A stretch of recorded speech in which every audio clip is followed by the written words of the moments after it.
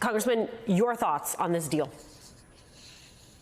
Yeah, I mean, first I want to just say I think that the president obviously has done a great job in ensuring that the most severe cuts that were proposed by the Republicans, by Speaker McCarthy, are not on the table. I mean, there's still a lot of information that we need, of course, as a caucus, but I think the fact that there's Social Security, Medicaid, veterans programs, student loan relief. These are really important issues, especially for those of us on the progressive side.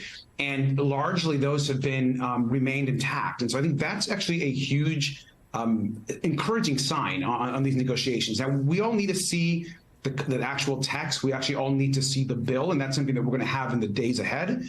But I am encouraged by what we've seen already. I also think the president was pretty clear in his remarks, and I agree that moving forward, we've also got to be a little bit more tough. The 14th Amendment's got to be something we've got to look at. The fact that we've essentially been held hostage by Speaker McCarthy and our economy has been held hostage, and that we're even having these negotiations, I think is really shameful. And so I think that we are encouraged. We want to see more details, but there are also some areas of concern, which I think we're going to talk about over the next few days. Well, tell me about the details that you want to see and talk to me also about those areas of concern. And if you think, given the timeline that you are now operating on, if there is just practically any time left to address those details and those areas of difference.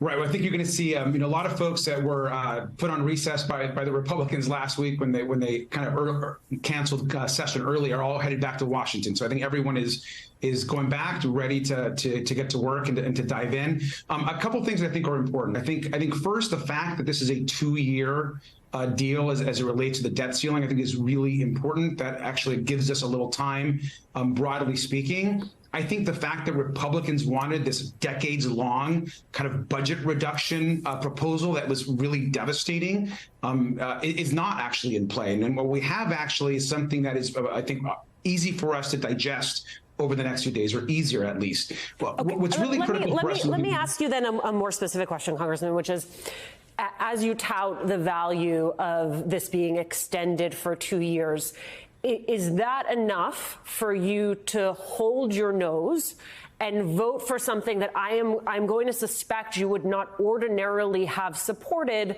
like the increase in work requirements for some of the social safety net programs? Yeah, I think before a lot of us decide whether we're going to vote for, we actually want to see the language text. So I think we're encouraged, but there are some concerns. I think, look, the SNAP benefit requirement and the change there is concerning. The fact that we're debating people that are hungry and that need food security, and that's a demand by the Republicans, I don't agree with. And so we're going to look at that piece. I think the Progressive Caucus has a lot of questions around those changes in SNAP benefits. I will say there is some encouraging changes. The president did actually get, it looks like, some concessions to actually broaden SNAP so that folks that are unhoused and folks that are veterans essentially don't have the same level of reporting that is currently mandated. And so that seems to be an actual benefit change to SNAP as it relates to the age requirement. That's something we need to look at. We also are very interested in ensuring that the permitting requirements that we're looking at, specifically the piece around what's going to be lost out of the COVID money, that's important for us. We want assurances also, and it looks like we're going to be okay,